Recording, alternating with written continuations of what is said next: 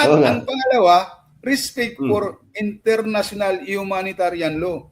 Mahalaga po itong respect for international humanitarian law kahit apat lang siya, apat na usapin siya, kasi ito yung sinabi na kahit may giyera, kahit may armed conflict, maging humane man lang sana ang giyera.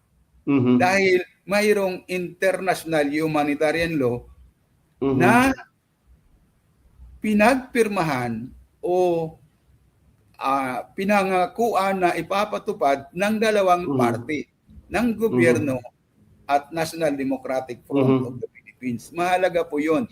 Pwede nating balikan yan kasi sa usapin mamaya ng mga violations nito, mababanggit natin yung ano yun.